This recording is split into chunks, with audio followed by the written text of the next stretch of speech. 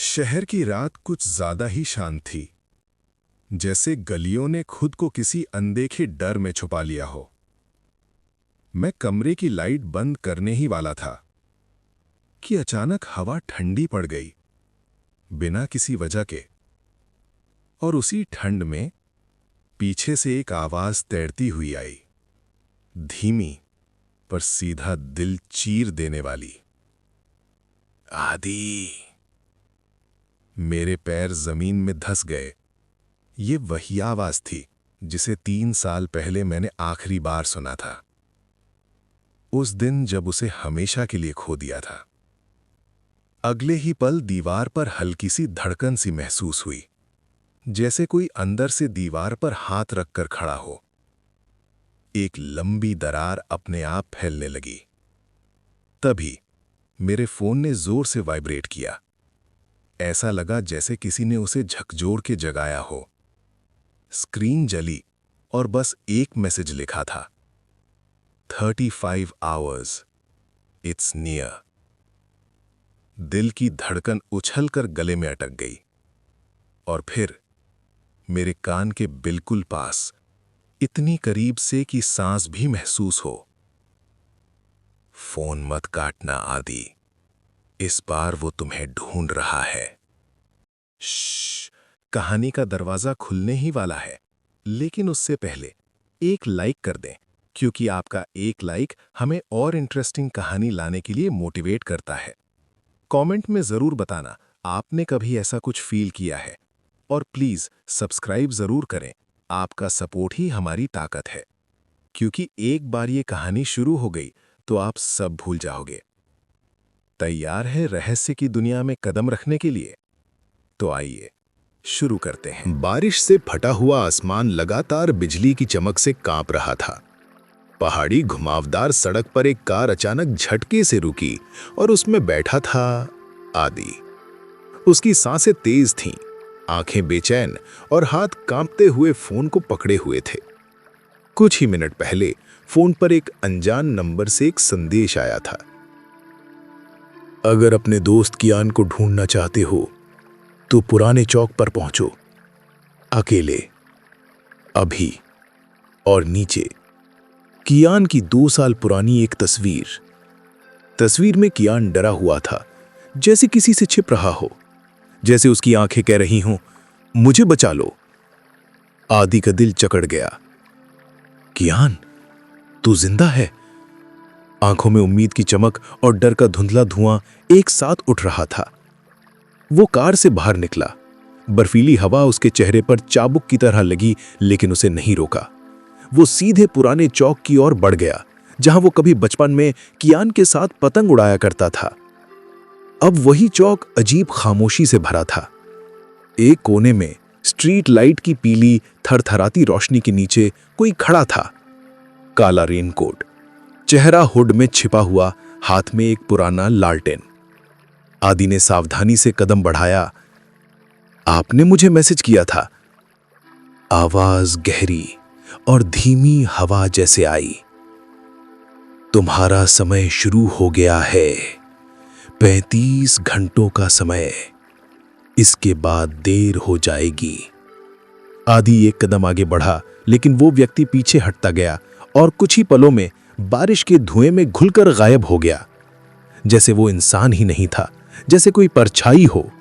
उसकी गायब होने की जगह पर बस एक छोटा सा कागज पड़ा था। आदि ने उसे उठाया। कागज पर कियान की लिखावट थी, आदि, जो भी हो, देर मत करना। आदि की सांस अटक गई, गला भारी हो गया, आंखें नम। उसका दोस्त अभी भी कहीं था और किसी अंधेरे में फंसा था। लेकिन 35 घंटों की घड़ी क्यों शुरू हुई? कौन चाहता था कि वो ये सब जाने? और ज्ञान किससे बच रहा था? आदि ने कागज को मुट्ठी में कस लिया। 35 घंटे, और उसके बचपन का दोस्त उसकी एक एक सांस पर भारी पड़ा हुआ था। बारिश थम तो गई थी, लेकिन हवा में ठंड की चुभन और मिट्टी की गंध में एक अनजाना डर अब भी तैर रहा था। आदि चौक के बिल्कुल बीच में खड़ा था, भीगा हुआ, घबराया हुआ, लेकिन अब उसके भीतर एक आग जल रही थी। कियान की लिखावट वाला कागज उसकी मुट्ठी में कसकर दबा हुआ था। वो धीरे धीरे उस कागज को खोले रखे हुए अपने मन में कियान की आवाज सुन रहा था। आदि, जो भी हो, देर मत करना। ये सिर्फ एक चेतावनी नहीं थी, ये एक विनती थी और आदि उस विनती के वजन में डूब रहा था। उसने आसमान की ओर देखा। बादलों की परत अब भी भारी थी, लेकिन बिजली की चमक अब थोड़ी दूर जा चुकी थी। लेकिन उसके दिल में जो तूफान था वो और करीब आ रहा था। रात 1:58। पुराना चौक पहाड़ के जंगलों के करीब था और चौक के उस पुराने बेंच के पीछे, जहां कभी वो और कियान बैठकर गरम भुट्टे खाते थे, उसी रास्ते से एक छोटी पगडंडी जैसी लाइन जंगल की ओर जाती थी। आदि ने अपने होंठ भींचे। अगर उस अजनबी ने मुझे यहां बुलाया तो वो जंगल ही ले जाएगा, वो बुदबुदाया। हवा के एक ठंडे झोंके ने मानो उसके कान में कहा, हाँ, यहीं से शुरू होता है जंगल का मुहाना।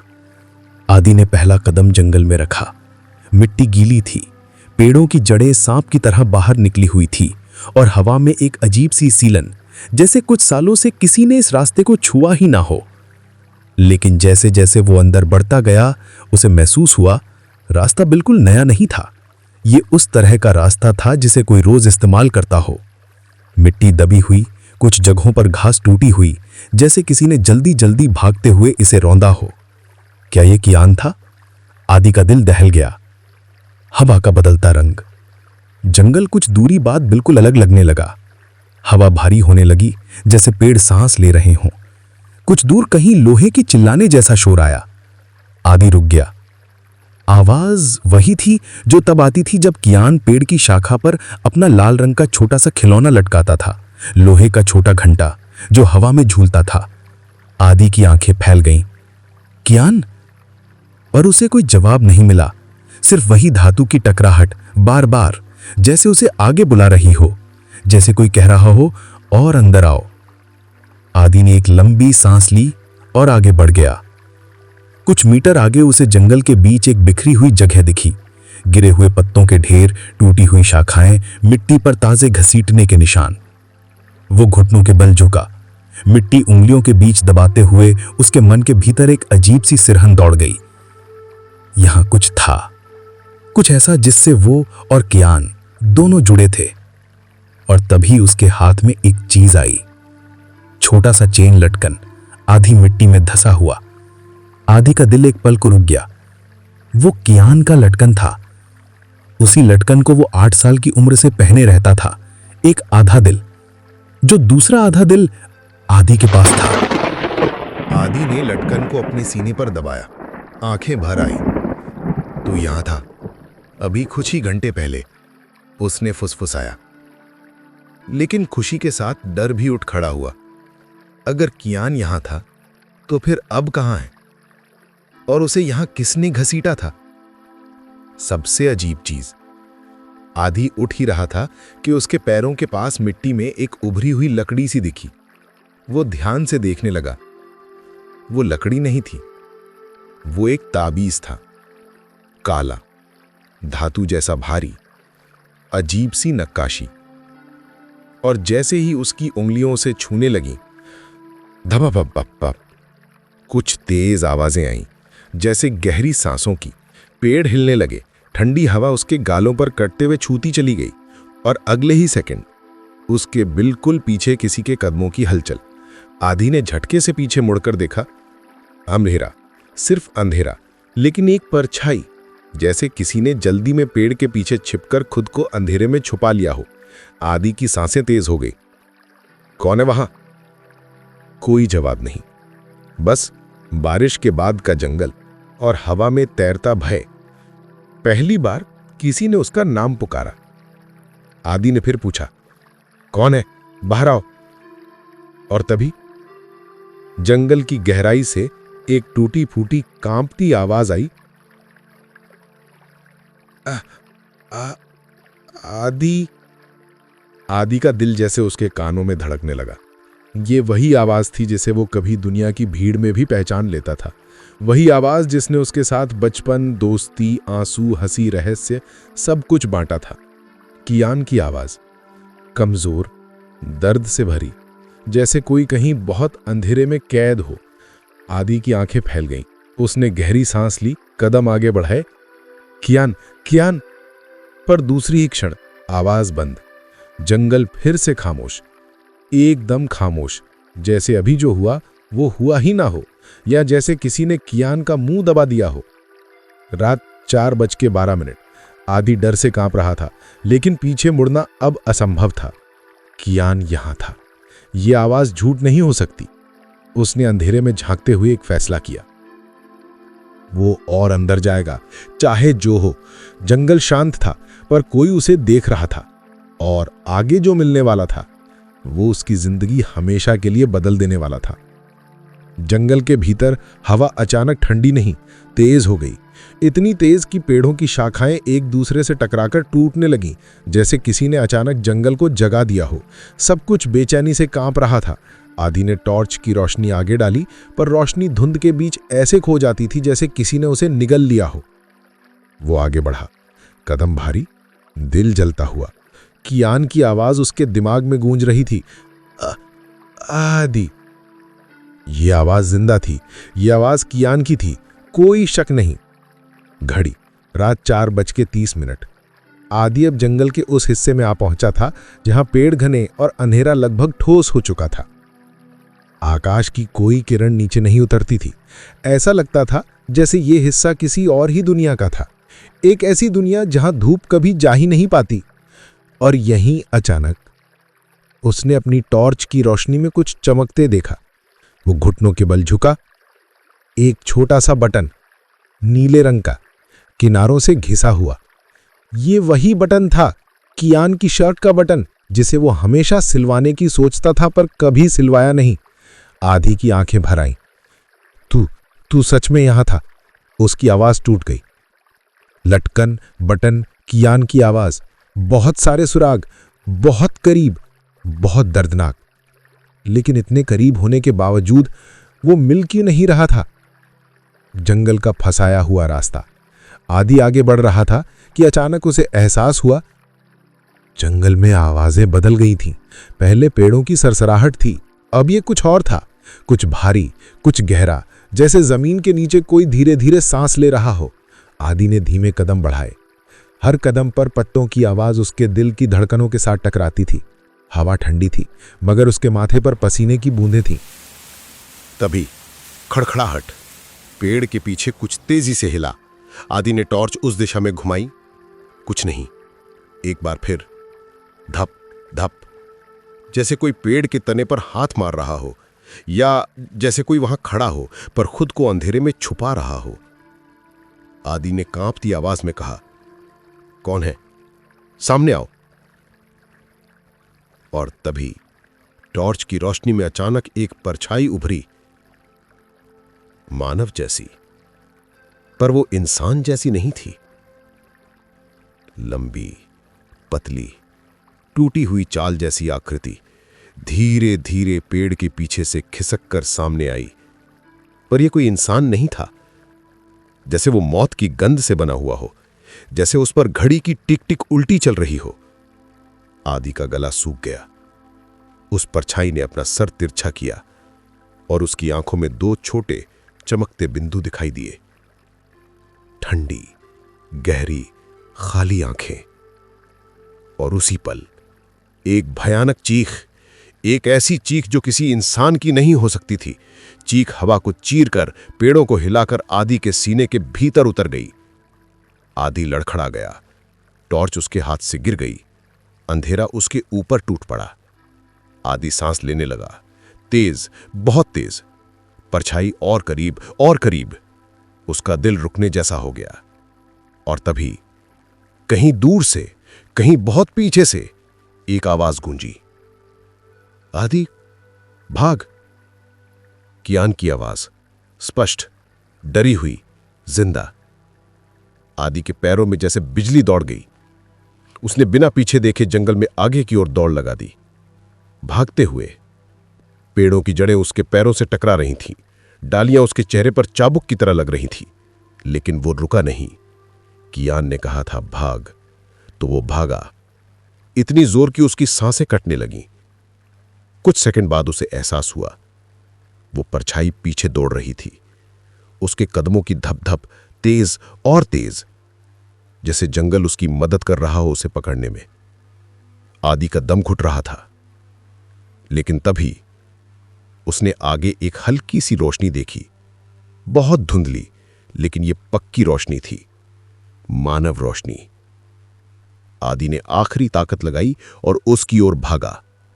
एक उम्मीद। वो रोशनी एक छोटी सी टूटी फूटी झोपड़ी से आ रही थी। दरवाजे की दरार से दिए की पीली लौ नाच रही थी। आदि गिरते गिरते दरवाजे तक पहुंचा और धड़ाम से अंदर घुस गया। दरवाजा बंद किया, हांफता हुआ भीतर गिर पड़ा। अंदर आने के बाद उसने पीछे देखा। वो परछाई झोपड़ी के बाहर रुक चुकी थी। वो उसे छूने नहीं आ रही थी, जैसे कोई अदृश्य सीमा हो जो उसे रोक रही हो। यह पहली दफा था जब आदि को लगा, यह जंगल सिर्फ खतरनाक नहीं, इसके नियम भी हैं। झोपड़ी के भीतर अंदर मिट्टी की दीवारें थीं। दीवारों पर अजीब निशान चाकू या पत्थर से बनाए गए, बिल्कुल वैसे ही जैसे जंगल के पेड़ों पर थे। और सबसे कोने में एक पुरानी लकड़ी की चौकी पर धूल में दबा हुआ एक कागज रखा था। आदि ने उसे कांपते हाथों से उठाया। वो एक डायरी का पन्ना था। उस पर कियान की लिखावट थी। आदि, अगर तू ये पढ़ रहा है तो इसका मतलब है मैं अब भी जिंदा हूं। मुझे पता था तू आएगा, लेकिन देर मत करना।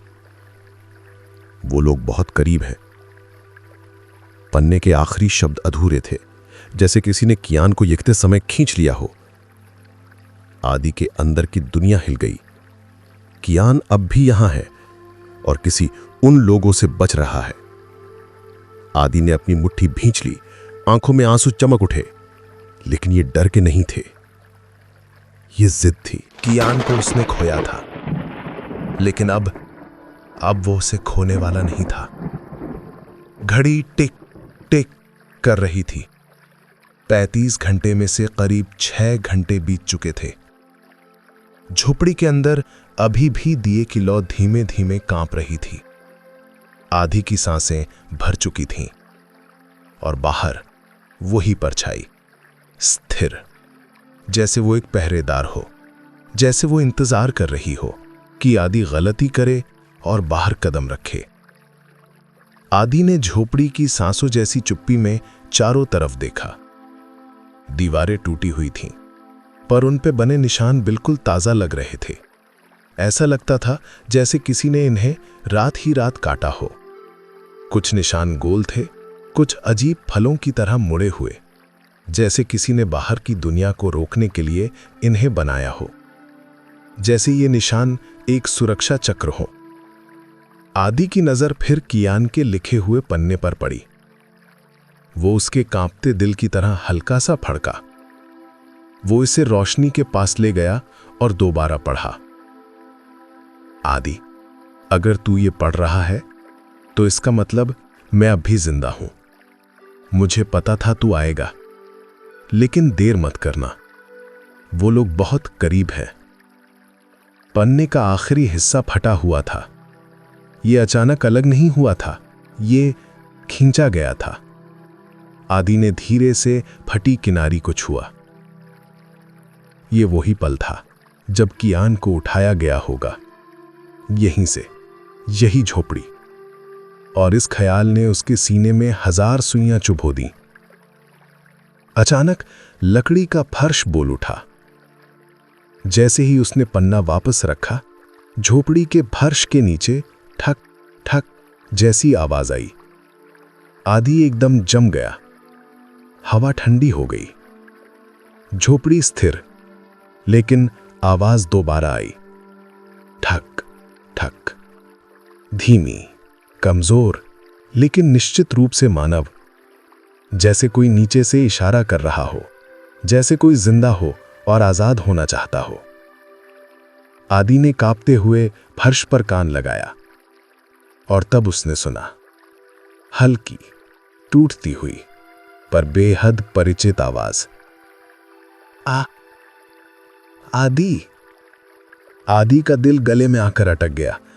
ये वही आवाज थी, कियान, लेकिन वो बहुत कमजोर लग रहा था, बहुत दूर, जैसे किसी गहरे तहखाने में बंद हो। आदि के हाथ कांपने लगे। कियान, सुन सुन, मैं यहां हूं, मैं आ गया, मैं आया हूं।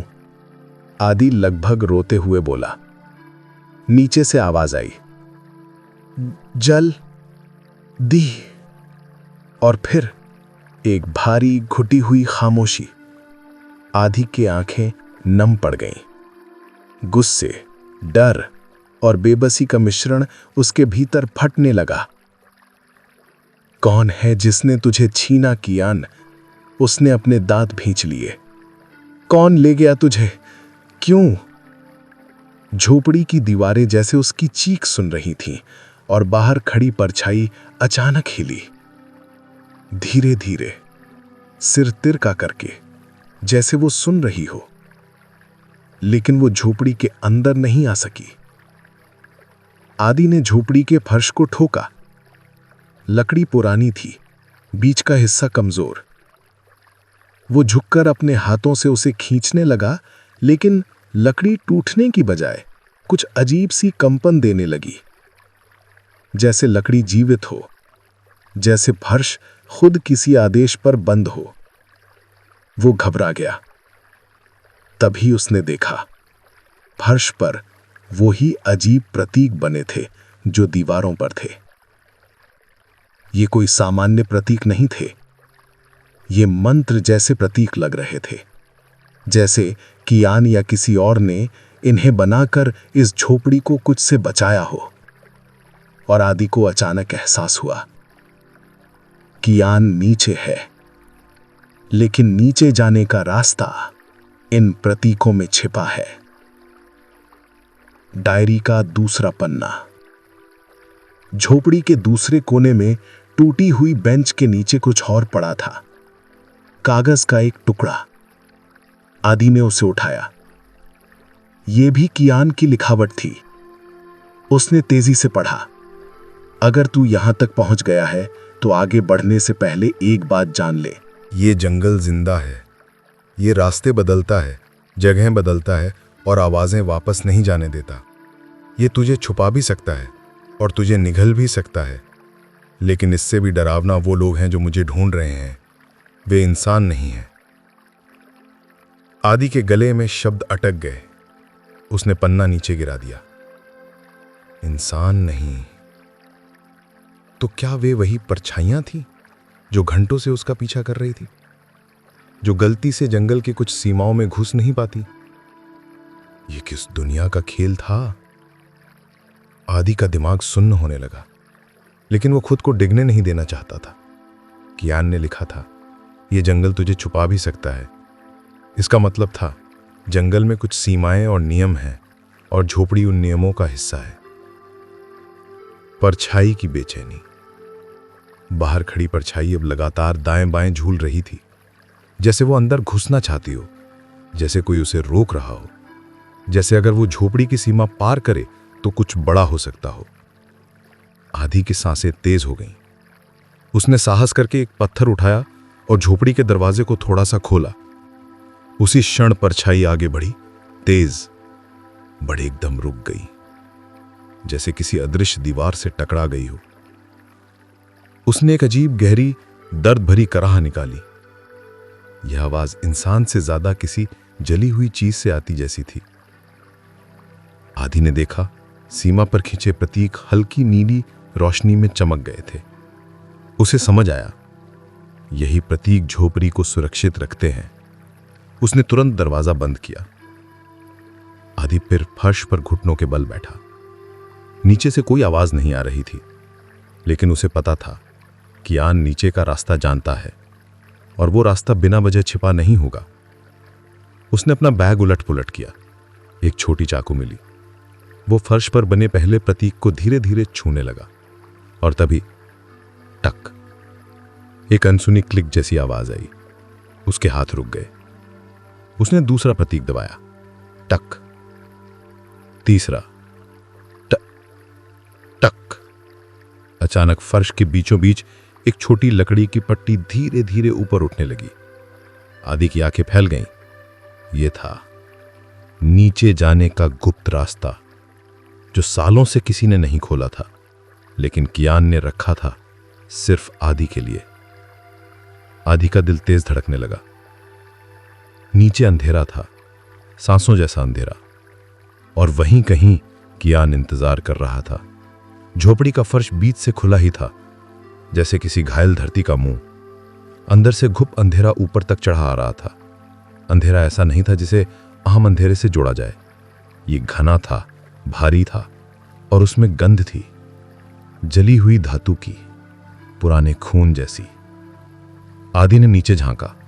लकड़ी की तीखी गंध और सड़न की नमी उसके चेहरे से टकराई। सांस लेते ही फेफड़ों में ठंड उतर गई। उसके दिल में डर और उम्मीद का एक अजीब संगम था। नीचे कहीं कियान जिंदा था, और नीचे ही वे भी थे। सीढ़ियों की शुरुआत। आदि ने एक लंबी सांस ली, अपने हाथों को कांपते टॉर्च उठाई और उसे नीचे की ओर प्रकाश फेंकने लगा। उस रोशनी ने नीचे काली सड़ी हुई लकड़ी की पुरानी सीढ़ियां दिखाई। हर सीढ़ी पर धूल की मोटी परत, कुछ पर उंगलियों के निशान, और कुछ निशान इतने गहरे जैसे किसी ने डर में उन्हें कसकर पकड़ा हो। वो दिल में दर्द लेकर खुसफुसाया, कियान, तू इसी रास्ते नीचे गया होगा। और फिर उसने पहला कदम रखा।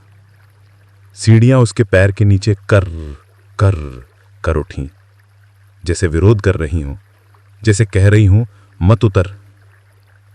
लेकिन आदि नहीं रुका। नीचे उतरते हुए उसने देखा कि सीढ़ियां सिर्फ नीचे नहीं जाती थीं, वो बहुत नीचे जाती थीं। इतनी कि टॉर्च की रोशनी भी आखिर में हार मान ले रही थी।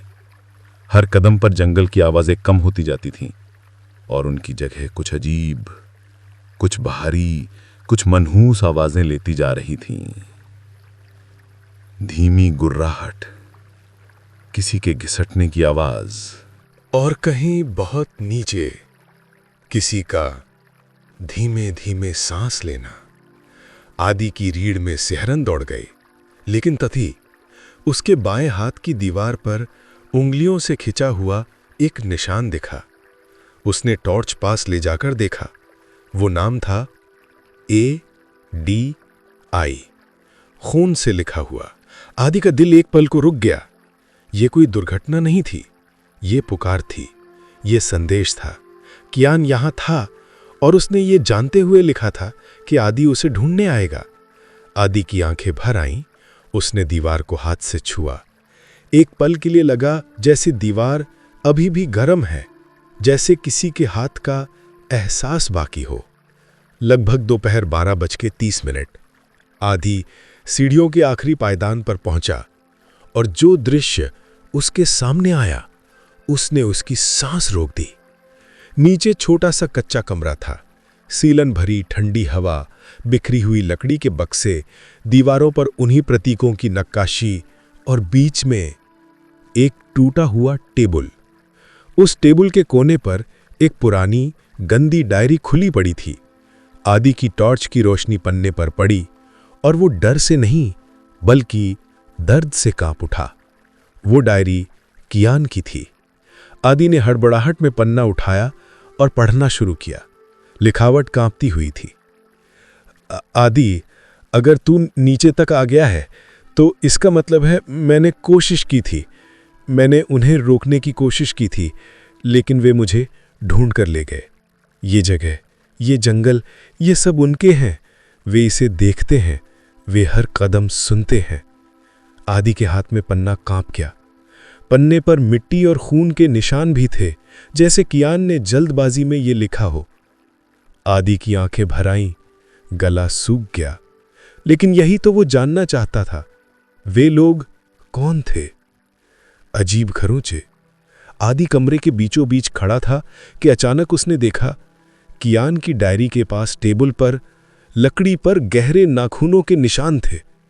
एक दो नहीं, सैकड़ों, जैसे किसी ने अपनी उंगलियों से टेबल चीरने की कोशिश की हो।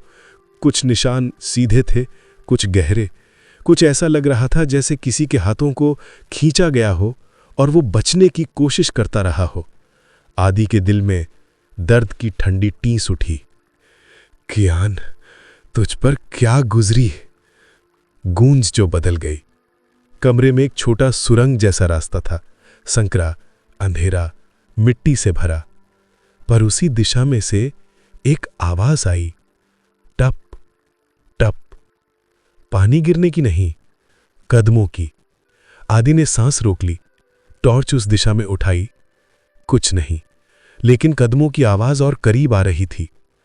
टप टप टप, धीमे, जैसे किसी घायल व्यक्ति जैसे, या किसी कीचड़ में घुटनों तक धंसे प्राणी जैसे। आदि ने दीवार पकड़ ली। टॉर्च की रोशनी धीमी पड़ने लगी। कमरे की हवा भारी हो गई और सुरंग के अंदर से एक आवाज आई, पहले धीमी, फिर स्पष्ट, फिर दर्द से टूटी हुई। आह, आदि। कियान की आवाज।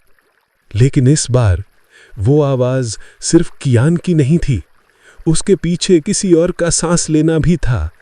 गहरा, भयानक, जैसे कियान किसी के पास ही था और जिसे वो पीछा कर रहा था वो भी जिंदा था, पर इंसान नहीं। आदि का फैसला। डर उसके पैरों को जमाने की कोशिश कर रहा था, लेकिन वो जमेगा नहीं। ये उसका कियान था, उसका गुम हो चुका, दुनिया से उखड़ चुका दोस्त। और अब वो कहीं सुरंग के उस पार जिंदा मरा सा यातना झेल रहा था। आदि ने टॉर्च को कसकर पकड़ा, आंखों में आंसू लुढ़के। लेकिन चेहरे पर दहकता हुआ जज्बा था। कियान, मैं आ रहा हूं। और उसने सुरंग के अंधेरे में कदम रख दिया। सुरंग की पहली ही हवा ने आदि को महसूस करा दिया कि वो किसी सामान्य जगह में कदम नहीं रख रहा था। यहां हवा सिर्फ ठंडी नहीं थी, ये पुरानी थी, जैसे सदियों से कोई यहां सांस ले रहा हो और उसकी छाया अब भी दीवारों में फंसी हो। आदि ने टॉर्च ऊपर की ओर घुमाई। दीवारें गीली थीं, कुछ हिस्सों पर नाखूनों के निशान, कुछ पर लाल रंग की लकीरें, जो खून जैसी दिखती थीं, पर उनमें से कोई गंध नहीं आ रही थी। जैसे खून बहुत पहले का हो, सूख चुका, पर कहानी अभी भी ताज़ा थी। हर कुछ कदम पर उसे दो आवाज़ें सुनाई देती थीं। पहली, कियान की धीमी टूटी हुई सांसें, और दूसरी, एक गहरी भारी खुरदुरी सांस, जो लगता था मानो मिट्टी के नीचे से आ रही हो। सांसें जो समय को पीछे खींचती थीं। आदि सुरंग में और अंदर गया, और जैसे जैसे वो आगे बढ़ता गया, उसे एहसास हुआ ये सुरंग सीधी नहीं थी, ये मुड़ती थी, मुड़कर खुद को ही काटती थी। जैसे वो जीवित हो, जैसे वो निर्णय ले रही हो कि किसे किस दिशा में भेजना है। कुछ जगहों पर उसे लगा उसके पीछे कदमों की गूंज हो रही है, लेकिन जब भी वो मुड़कर देखता, अंधेरा, खामोशी और दीवारों का अनोखा कंपन। उसने अपने सीने पर हाथ रखा, दिल तेजी से धड़क रहा था। कियान, तू कहां है? उसकी आवाज टूट गई। आवाज का जवाब आया कहीं बहुत दूरी से, आदि, आगे मत आ। पर आदि रुक नहीं सकता था। पहली परछाई। कुछ दूर जाकर उसने देखा कि सुरंग दो रास्तों में बंटी थी। दायां रास्ता सूखा था, बाएं रास्ते से हल्की लाल रोशनी झांक रही थी। आदि के मन में कियान की आवाज गूंजी, वे लोग रोशनी को पसंद नहीं करते, लेकिन यहां रोशनी खुद ब खुद जल रही थी। क्यों? किस लिए? आदि ने बाएं रास्ते में झांका और उसी वक्त उसके हाथ कांप गए। दीवारों पर काले रंग की कुछ आकृतियां थीं, अजीब, लंबी, उभरी हुई परछाइयां, जैसे किसी ने उंगलियों से इन्हें बनाया हो। पर ये आकृतियां स्थिर नहीं थीं, उनकी किनारियां हिल रही थीं, मानो वे सांस ले रही हों। आदि ने खुद को पीछे खींचा, लेकिन तभी रोशनी की झिलमिलाहट में एक आकृति धीरे धीरे दीवार से निकलकर जमीन पर गिर पड़ी। उसके गिरते ही हवा भारी हो गई, जैसे किसी ने कमरे में सांस रोक दी हो। वो आकृति काली, लंबी और सबकी तरह बिना चेहरे वाली नहीं थी। उसके चेहरे पर दो गहरे छेद थे, आंखें नहीं, सिर्फ छेद। और सबसे डरावनी बात, उसके छेदों के भीतर लाल चमक थी। वो आदि की ओर मुड़ी, आदि की रीढ़ जम गई। उसने धीमी गहरी आवाज में कहा, कौन कौन है तू? आकृति मुस्कुराई नहीं, चेहरा बदला नहीं, सिर्फ एक कदम आगे बढ़ी और उसी पल उसके गले से आवाज निकली, आदि। आदि का दिल सुन्न हो गया। ये कियान की आवाज थी, लेकिन ये कियान नहीं था। ये आवाज नकल थी, जैसे किसी दानवी चीज ने कियान की आवाज निगलकर उसे दोहराया हो। आदि पीछे हट गया। तू उसकी आवाज इस्तेमाल क्यों कर रहा है? आदि की आंखों में आंसू आ गए। वो आकृति फिर बोली, आदि, जल्दी। और ये आवाज इतनी दर्दनाक थी कि एक पल के लिए लगा जैसे कियान खुद उसके सामने खड़ा है। फिर अचानक आकृति ने दीवार की तरफ एक इशारा किया और दीवार पर धीरे धीरे एक बिंदु चमकने लगा, एक निशान जो किसी चाकू से खींचा गया था। आदि ने टॉर्च लेकर आगे बढ़ा, निशान को गौर से देखा। वो एक नाम था, कियान, एक तीर के साथ। आदि की आंखें नम हो गईं, होंठ कांपने लगे। कियान ने यह निशान बनाया था, यही उसकी दिशा थी। आदि ने मुड़कर देखा, वो आकृति अब अपने स्थान पर नहीं थी। वो गायब हो गई थी, जैसे कभी थी ही नहीं। लेकिन निशान, वो सच्चा था, वो कियान का था। आदि ने आगे कदम बढ़ाया। वो तीर जिस दिशा में इशारा कर रहा था, वो सुरंग का गहरा तंग हिस्सा था, जहां टॉर्च की रोशनी भी कांपने लगती थी। आदि ने अपने दिल पर हाथ रखा। कियान, मैं आ रहा हूं, तू अकेला नहीं है, अब नहीं। और वो उस दिशा में चल पड़ा। हर कदम भारी था, हर सांस कांपती थी, लेकिन हर पल उसका दोस्त उसके अंदर से उसे पुकार रहा था। 35 घंटों में से 16 बीत चुके थे। बाकी समय अब खतरनाक रूप से कम हो रहा था। और पहली बार आदि ने महसूस किया, वो अकेला नहीं चल रहा, कोई उस अंधेरे में उसके साथ चल रहा है। सुरंग और संकरी होती जा रही थी। आदि कभी कभी दीवारों से कंधा टकरा लेता, कभी घुटनों के बल चलना पड़ता, तो कभी झुककर आगे बढ़ना पड़ता। उसे महसूस हो रहा था कि यह रास्ता किसी इंसान के आराम के लिए नहीं बना, यह कैदियों के लिए बना था, उनके लिए जिन्हें रोशनी से दूर रखना था। हवा गीली होने लगी, टॉर्च की रोशनी जैसे धुंध में तैरती रही। और फिर पहली बूंद उसके गाल पर गिरी। वो रुका, धीरे से हाथ चेहरे पर फेरा। पानी। उसने टॉर्च ऊपर की ओर घुमाई। दीवारों पर से पानी टपक रहा था, बूंद बूंद, धीरे धीरे। ऐसा लग रहा था जैसे दीवारें रो रही हों। हर जगह से पानी की पतली धारें बह रही थीं, जैसे किसी ने अंदर से इन्हें जख्म कर दिया हो और अब ये खून की जगह पानी बहा रही हो। सुरंग में एक अजीब सी आवाज गूंज रही थी, टप टप टप, हर बूंद की। और हर टपकती बूंद आदि के मन पर पड़ रही थी, कियान की चीख बनकर। दीवारों पर यादें। आदि ने टॉर्च दीवारों पर करीब से घुमाई और इस बार उसने सिर्फ पानी नहीं देखा, पानी के बीच उंगलियों के निशान थे। किसी ने बहुत बार, बहुत जोर से इन दीवारों पर हाथ मारा था। कुछ निशान छोटे, कुछ गहरे, कुछ ऐसे जैसे किसी ने पूरी ताकत से नाखून गड़ा दिए हो। इन खरोचों के बीच बीच में कुछ शब्द थे, धुंधले, पानी से बह चुके, लेकिन कुछ अभी भी पढ़े जा सकते थे। आदि ने दीवार के थोड़ा पास जाके पढ़ा, मुझे माफ करना। उसका गला भर आया। नीचे एक और लाइन थी, मैंने उन्हें रोकने की कोशिश की थी। और ठीक उसके पास तीसरी लाइन जो आधी बह चुकी थी, आदि, मुझे लगा था मैं तुझे। बाकी हिस्सा पानी की धार में घुल चुका था। आदि ने दीवार पर माथा टिका दिया, आंखों से आंसू बह निकले। तू क्या कहना चाहता था कियान? तूने क्या अकेले झेल लिया और मुझे बताया ही नहीं? आंसू और पानी, दीवार और चेहरा सब एक दूसरे में घुलने लगे। कुछ पल के लिए उसे लगा कि जंगल, सुरंग, दीवारें सब उसके रोने को सुन रहे हैं। यादों का वार। आंखें बंद होते ही यादें लौट आईं।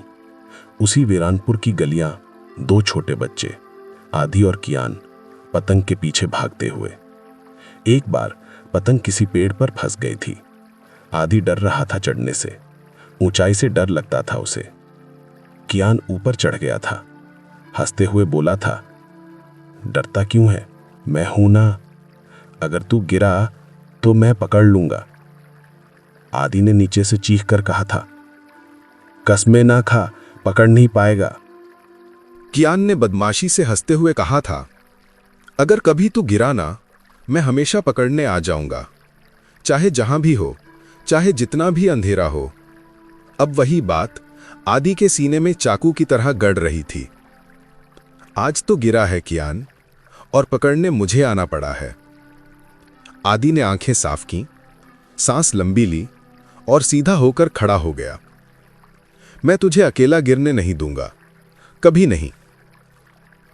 शाम 7:15। समय बढ़ गया था। लगभग 20 घंटे गुजर चुके थे। 35 घंटों का वादा किसी अदृश्य घड़ी की तरह आदि के कानों में टिक टिक करता रहा। अगर वह देर करेगा तो क्या होगा? कियान ने क्यों लिखा था देर मत करना? क्या कोई रस्म थी, कोई सीमा, कोई नियत रात? आदि अभी जवाब नहीं जानता था, पर इतना समझ रहा था, यह समय का खेल है और समय उसके खिलाफ है। कुछ दूर आगे सुरंग अचानक थोड़ी चौड़ी हो गई, जैसे कोई छोटा कमरा बन गया हो। कमरे के बीचों बीच एक पत्थर की बड़ी स्लैब थी, चौकोर, समतल, और उस पर खरोंचों से लिखे शब्द। इस बार लिखावट कियान की नहीं थी। ये अक्षर बहुत पुराने लग रहे थे, जैसे किसी ने नाखूनों से नहीं, किसी तेज हड्डी या पत्थर से इन्हें काटा हो। आदि ने टॉर्च पास ले जाकर पढ़ा, जो अंदर आते हैं वे 2 टुकड़ों में बंट जाते हैं। शरीर ऊपर रह जाता है और जो नीचे रह जाता है वो हमारा हो जाता है। आदि के गले से आवाज नहीं निकली। हमारा? कौन? उसने आगे पढ़ा, हम अंधेरे के रखवाले हैं। हम उनके डर पर जीते हैं जो रोशनी से भागते हैं और जिंदा रहने की उम्मीद रखते हैं। और आखिरी पंक्ति बिल्कुल नीचे, उनका सबसे बड़ा हथियार देर करना है। आदि का दिमाग घूम गया। इसलिए 35 घंटे। देर मतलब उस दोस्त को हमेशा के लिए खो देना जो नीचे कहीं अभी भी उम्मीद से सांस ले रहा है। जैसे ही उसने पढ़ना खत्म किया, दीवारों से टपकता पानी अचानक तेज हो गया। टप टप टप। अब वो सिर्फ टपक नहीं रहा था, अब वो तेज लय में बहने लगा, जैसे कोई रो रहा हो और आंसू रोके ना रुक रहे हों। और उसी के साथ आवाजें, पहले धीमी फिर साफ, कई आवाजें एक साथ, कुछ बच्चों की, कुछ बूढ़ों की, कुछ जवानों की। मुझे बाहर निकालो, मुझे अंधेरा नहीं चाहिए, मैंने कुछ नहीं किया, कृपया देर मत करो। आदि ने कानों पर हाथ रख लिए, दिल कांप उठा। यहां कितने लोग फंसे थे? सिर्फ कियान नहीं, ये तो किसी एक की कैद नहीं थी, ये तो पुराना कारागार था। उनके लिए जिन्हें वे चुनते थे, जिन्हें डर से तोड़ा जा सकता था। आदि की आंखों में आग भर गई। तुमने सिर्फ कियान को नहीं छीना, तुमने ना जाने कितनों को बांध रखा है। और फिर वे बोल पड़े। कमरे की बाई दीवार पर पानी की एक धार अचानक ऊपर की तरफ चलने लगी। हां, ऊपर की तरफ, जैसे गुरुत्वाकर्षण उल्टा हो गया हो। वहां पानी से एक आकृति बनने लगी, धीरे धीरे, लंबी, पतली, चेहरे के बिना। टॉर्च की रोशनी उस पर पड़ी और उसी वक्त कमरे में तापमान गिर गया। आकृति ने सिर तिरछा किया। फिर दूसरी आकृति दाहिनी दीवार से बनी, तीसरी पीछे से, चौथी सामने से। अब वे 4 थे, 4 परछाइयां, 4 रखवाले। आदि पीछे हट गया। टॉर्च कांपने लगी। एक आकृति की गहराई से आवाज आई, समय खत्म हो रहा है।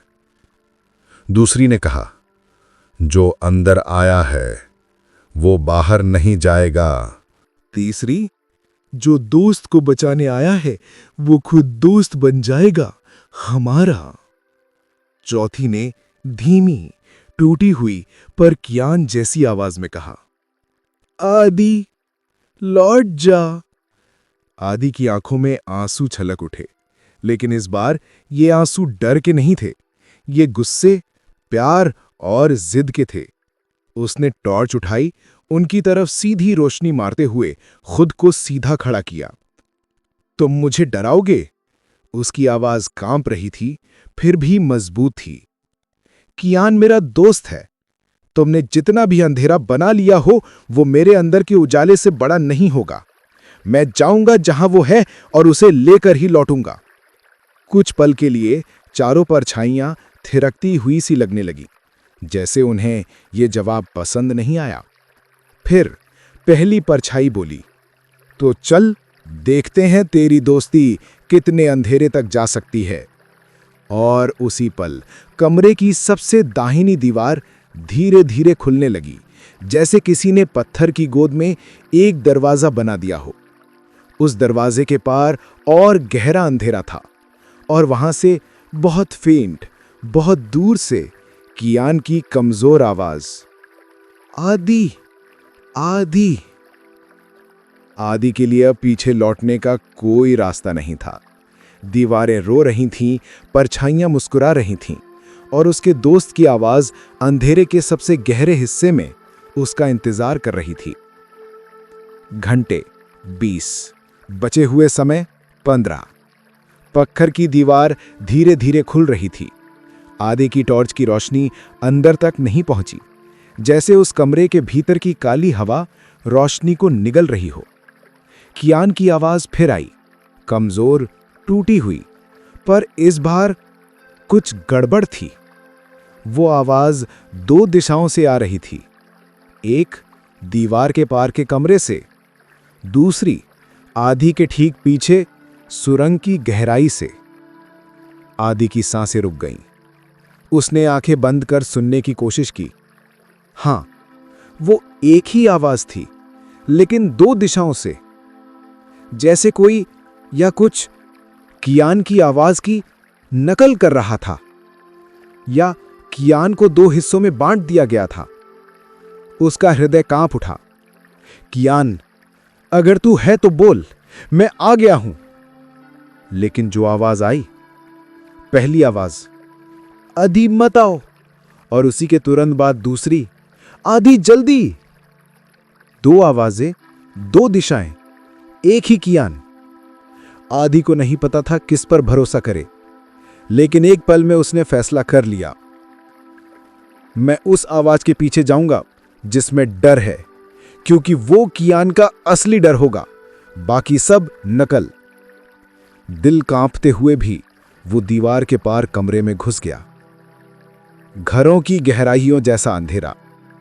अंदर जाते ही तापमान अचानक गिर गया, इतना कि उसकी सांसें धुएं की तरह दिखने लगीं। कमरा बड़ा था पर खाली।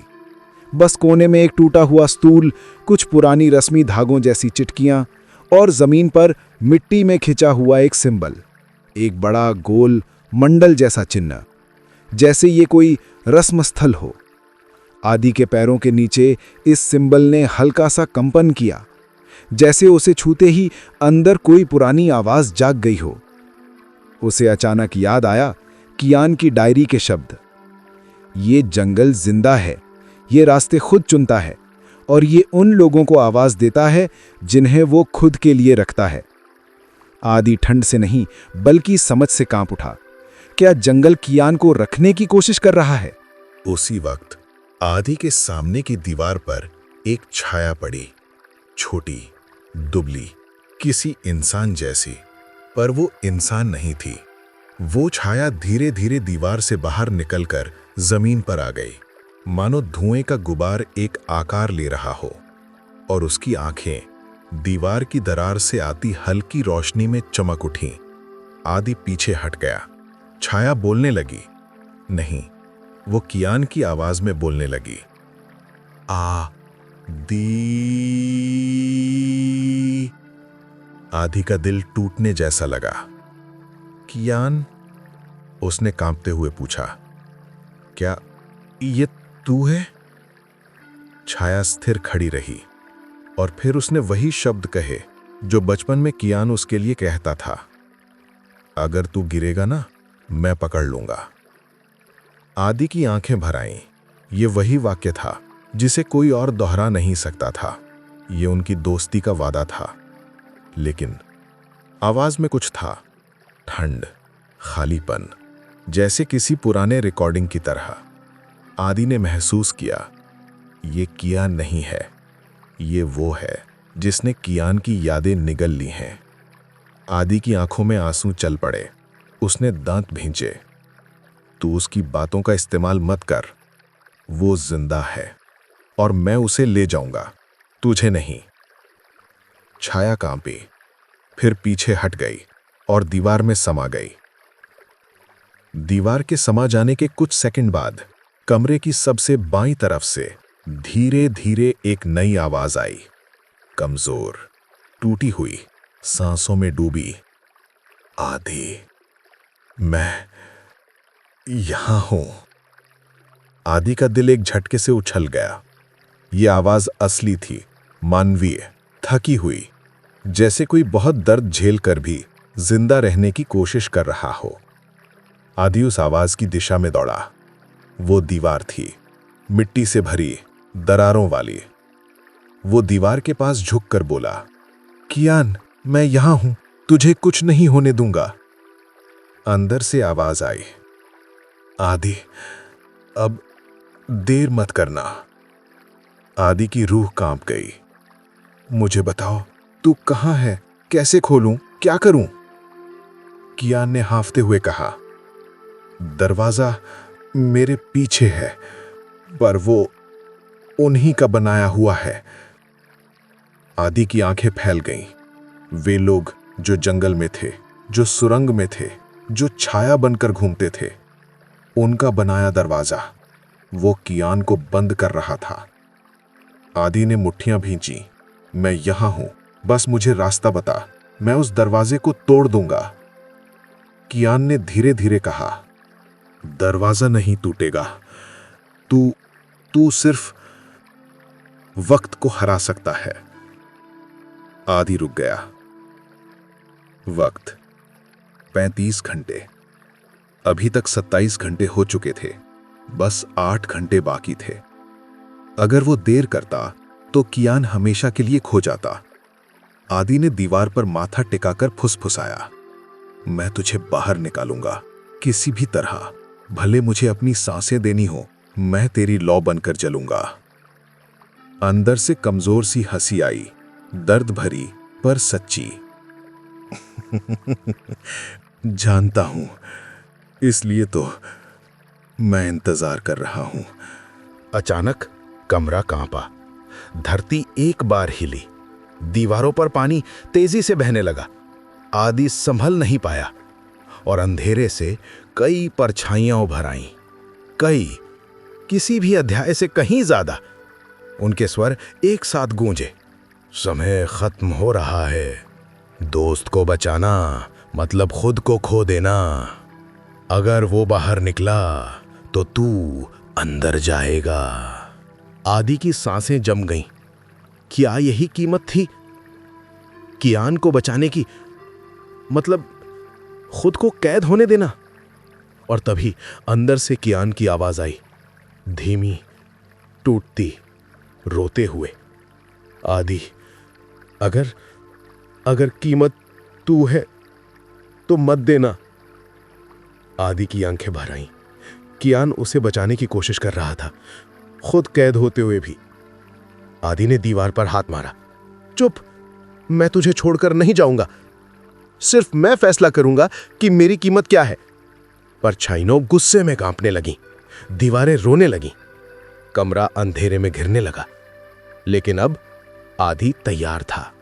कमरा छायाओं से ढंक चुका था। हर कोने में अंधेरे के रखवाले खड़े थे, लंबे, पतले, चेहरे बिना, लेकिन आंखों में जलती हुई लाल चमक जो इंसान नहीं थी। आदि का दिल सीने में तेजी से धड़क रहा था। उसके हाथ ठंडी हवा में कांप रहे थे, पर उसकी आंखों में जंग थी। दीवार के दूसरी तरफ कियान की सांसें टूट रही थीं। आदि, उसकी आवाज अब सिर्फ एक धागे जैसी बची थी, मुरझाती, कांपती, पर अब भी जिंदा। आदि दीवार पर झुक गया। मैं यहां हूं कियान, बस मुझे बता तुझे कैसे निकालूं। कुछ पल खामोशी, फिर अंदर से फुसफुसाती आवाज, वक्त, वक्त रोक। आदि पलक झपकाते रह गया। कैसे? मैं वक्त कैसे रोक सकता हूं? दीवार के पार से कियान की हांफती, टूटी आवाज आई। तू मेरा दूसरा आधा है, याद है हमारे लटकन? आदि ने जल्दी से गर्दन से चेन निकाली। वो आधा दिल जो वे दोनों बचपन में पहनते थे, गर्दन में था, गरम, जैसे कोई धड़कन हो। हां, याद है। आदि की आवाज कांप गई। दीवार के पार कियान ने कहा, तेरे पास आधा है, मेरे पास दूसरा। अंधेरा हमें अलग नहीं कर पाया क्योंकि वक्त हमारे बीच था ही नहीं। एक पल के लिए आदि को ऐसा लगा जैसे दीवार उसके हाथों के नीचे थरथरा उठी हो, जैसे कोई पुरानी शक्ति उन लटकनों से जुड़ी हो। अटूट वादा। परछाइयां धीरे धीरे आगे बढ़ रही थीं। हर कदम पर दीवारें और भी ठंडी हो रही थीं। एक रक्षक ने गहरी खुरधरी आवाज में कहा, वो हमारा है, समय पूरा हो चुका है। आदि ने चिल्लाकर कहा, नहीं, वक्त अभी पूरा नहीं हुआ। उसने अपनी चेन को कसकर पकड़ लिया। आंसू गालों पर बह रहे थे। कियान, सुन, जब हम छोटे थे तूने मुझसे वादा किया था कि अगर मैं कभी गिरा तो तू मुझे पकड़ लेगा। अंदर से दर्द से टूटी हंसी आई। और मैंने तुझसे कहा था कि चाहे कितना भी अंधेरा हो, मैं आ जाऊंगा। आदि दीवार से चिपक गया, आंखें बंद करके बोल पड़ा, अब मेरी बारी है और आज मैं पकड़ने आया हूं तुझे। छायाएं एक साथ आगे बढ़ीं, जैसे हमला करने को, जैसे आदि को रास्ते से हटाने को। लेकिन आदि ने अपना आधा लटकन दीवार के उस क्रैक पर रख दिया जहां से कियान की आवाज आ रही थी, और फुसफुसाया, हमारा वादा कभी टूटता नहीं कियान। क्षण जिसमें वक्त टूट गया। जैसे ही लटकन दीवार से छुआ, दीवार हल्के से कंप आई और फिर टूटने लगी। अंदर से सफेद सी रोशनी फूटने लगी, इतनी तेज कि अंधेरे की परछाइयां पीछे हटने लगीं। वे चीख उठी, नहीं, वक्त को छू मत। लेकिन देर हो चुकी थी। दीवार दो हिस्सों में बट गई और अंदर एक छोटा ठंडा अंधेरा कमरा, जिसमें एक कमजोर लड़का जमीन से टिककर बैठा था। कियान। उसका चेहरा पीला, आंखें थकी हुई, घुटनों के पास घाव और गर्दन में लटकन का दूसरा आधा। आधे की आंखों से आंसू फूट पड़े। कियान। कियान की आंखें खुली। उन्हें कुछ सेकंड लगे आदि के चेहरे को पहचानने में। फिर उसके होंठ कांपे। तू आया? आदि बिना सोचे दौड़ा और कियान को कसकर पकड़ लिया, इतना कसकर जैसे डर हो कि वो फिर बिखर न जाए। कियान उसके कंधे पर सिर रखकर रो पड़ा। तुझे नहीं आना चाहिए था, तेरी जिंदगी। आदि ने उसके चेहरे को पकड़कर कहा, तू मेरी जिंदगी है बेवकूफ। अगर मैंने तुझे खो दिया तो मैं क्या बचूंगा? कियान की आंखों से आंसू लगातार गिर रहे थे। उसने धीमे से कहा, अब देर नहीं होने देनी। अंतिम पल। परछाइयां फिर से करीब आ रही थीं, बुरी तरह, दर्दनाक चीखों के साथ। पूरा कमरा कांप रहा था। आदि ने कियान को संभाला। चल बाहर निकलते हैं, अब तू अकेला नहीं है। लेकिन तभी कियान ने उसका हाथ पकड़ा। उसकी पकड़ कमजोर थी, पर आवाज बहुत साफ। आदि, सिर्फ हम दोनों बाहर नहीं जा सकते। क्या? आदि की आंखें फैल गई। कियान ने रोते हुए कहा, वक्त को रोकने की कीमत एक को यहां रहना होगी। आदि का दिल चीर गया। तो मैं रुकता हूं, उसने तुरंत कहा। कियान ने चिल्लाकर कहा, नहीं, तू नहीं, तू बाहर जाएगा क्योंकि तेरी जिंदगी रोशनी है और मैं तो पहले से अंधेरे में था। आदि ने गुस्से, दर्द और प्रेम से भरकर कहा, हम दोनों बाहर जाएंगे या कोई नहीं। कियान का चेहरा टूट गया। वो फुसफुसाया, तू हमेशा ही मुझे बचाता रहा, एक बार मुझे तुझे बचाने दे। आंसू उसके चेहरे पर गिरते गए। आदि ने उसे बाहों में लिया। कमरा तेजी से ढह रहा था। परछाइयां चीख रही थीं। समय का आखिरी सेकंड टिक टिक कर रहा था। 12 बजे, 35वां घंटा। और उसी सेकंड कियान ने अपने लटकन का आधा आदि की हथेली में रखा और हौले से कहा, मुझे याद रखना, मैं तुझे हमेशा पकड़ लूंगा। और उसने आदि को दीवार से बाहर धक्का दे दिया। दरवाजा एक झटके में बंद।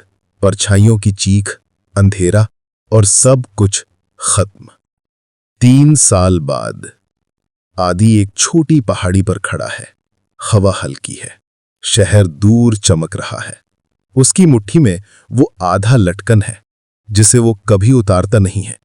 वो आसमान की तरफ देखता है और धीरे से कहता है, तूने वादा निभाया कियान, अब मेरी बारी है। मैं तुझे कभी नहीं भूलूंगा। और हवा में बहुत हल्का, बहुत दूर, जैसी एक मुस्कुराती, शांत, मुक्त आवाज बहकर निकल जाती है। ये कहानी दोस्तों की कहानी थी, वादा निभाने की, अंधेरों में रोशनी खोजने की, और इस बात की कि कुछ रिश्ते समय से भी बड़े होते हैं।